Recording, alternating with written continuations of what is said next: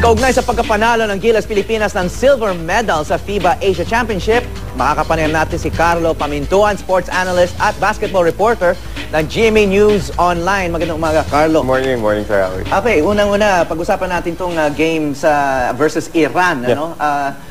Kagaling nila sa isang napaka-emotional high ng victory over Korea. Yeah. So, ano kaya? Was that a natural letdown for a team like Gilas? They were so high, and of course, siguro may kasama na rin pagod yun, ano? And then playing without their main big man, si Marcus Doutit, against a very big Iran team, parang they were really underdogs in that game. Heading into the tournament, the goal of Gilas was to qualify for the FIBA World Cup. Meaning they had to be in the top 3. In the top 3. And when they defeated Korea, they got it. So there will be a natural letdown, because you were so emotional. You gave it all against Korea. So and you achieved your goals. Yes, exactly. So in some way magkaka-dip yung performance mo. And as you said, sobrang laking bagay nung pagkawala ni Marcus Doutit. They survived Korea because they were emotional. I mean, Marcus Doutit didn't play in the second half of the Korean game, but they managed to do it because they were so emotional about the game.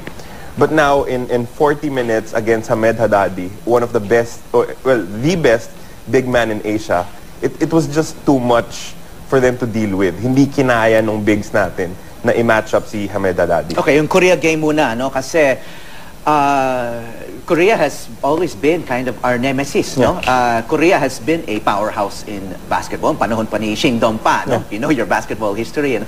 And we didn't expect to beat them. Underdog din tayo versus Korea. We were underdogs, but if you ask Coach Shot, I think he expected to beat them. I mean, you don't go into the game not expecting to beat them and have that kind of performance. So if you're asking for my personal opinion on things, I think that in their minds, they know that they were strong enough to beat Korea. But then, but they lost Doutit, no, in the second half. They so lost, that was a big. blow. So emotion na yung nagdala sa kanila. Yeah, and of course, outside shooting. And Jason Castro. I mean, Jason Castro, William, was tremendous at the start of the third quarter. And I think after he picked up, after his teammates saw that hindi sila bibigay, that Jason Castro would not allow them to fall back, even if without Marcus Doutit. Everyone stepped up after that initial 6 points. They got energy from Jason Castro, exactly. who's of course part of the mythical 5 at the end of the tournament. Yep. Okay, so they took this kind of momentum to the Iran game. Yeah. Wala na si Marcus Doutit, did not play at all. They were playing against a 7-2 center of Iran, si Hamed Haddadi. But they played well in the first half. Isang punto lang ang lamang nung halftime, no? Yes. With Larry Fonashier's three-pointer at the buzzer. Yeah. People are starting to think gold at that moment, no? Nandun pa si Pinoy, si Vice President Binay. They were jumping up and down, no? Si Vice President at that point. It was a feel-good moment to be just a point behind Iran. But then, those who were there were starting to see that we were starting to break. I mean, without Marcus Doutit, Japet Aguilar was our main center. And at that point, I think he already had 3 fouls. Who is Reed thin, no? Yeah. I mean, si Haddadi is bulky. Yeah, exactly. And tatlo na yung fouls niya. So you can't play him a lot of minutes anymore kasi he will foul out. And then another thing is if you looked at Coach Chot Reyes' rotation in the Iran game, he substituted players really fast. Kasi natatakot siya na mapapagod because of the vacuum created by Doutit. So in the second half, trying to guard, it's not just Haddadi who was big, no? Yeah, May mga malalaki din silang forwards. Pardust is really good, and then they have a really good point guard in Kamrani, a really good power forward in and they were Ocean hitting Sahakyan. Okay, but if the shooters had brought their A game, kasi pati mga mid-range jumpers, they were missing them. Some of the three-pointers that the other players would make in previous games, they were missing. If they were making their free throws and their the three-pointers, the mid-range jumpers, they could have beaten Iran. Well, that's something that hasn't happened in the entire stretch of the FIBA Asia. If Jeff Chan, Larry Fonasher, and Gary David all exploded for their three triples in that game, who knows what could have happened? And yes, we could have had a legitimate chance of upsetting Iran. But then it's really hard because Iran is a very disciplined defensive team.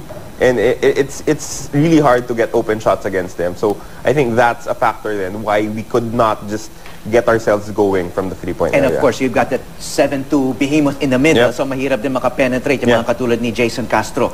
So okay, one last question. Moving on, moving forward to Spain next year sa FIBA World Championship. So what does Gilas need to improve? Well, everything. I mean, the competition takes a huge step up from FIBA Asia to FIBA World. But then You're going to have not just one Haddadi there, but a lot of really big. You're going to have the Gasol brothers in Kevin Spain. Durant and Kevin Love from the US. But for me, the thing is, I treat this as a ladder. I mean, we've come so far from where we were before. Hindi man tayo makapasok sa top 3 ng FIBA Asia in the past FIBA Asias. And now we're actually second to Iran. We're actually going to the FIBA World. So it's a giant step up. Higher than China. Exactly. And South Korea and Chinese Taipei. We never used to beat them Exactly. previously.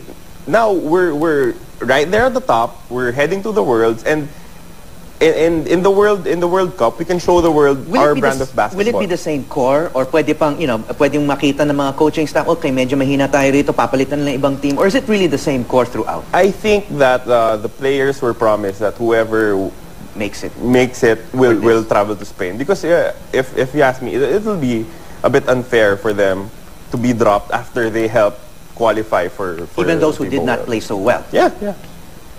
Okay, well, let's because see. they were there. Okay, good luck na sa Gilas, and good work reporting on the games. Maraming salamat, Carlo Pamintuan, sports analyst at basketball reporter ng GMA News Online.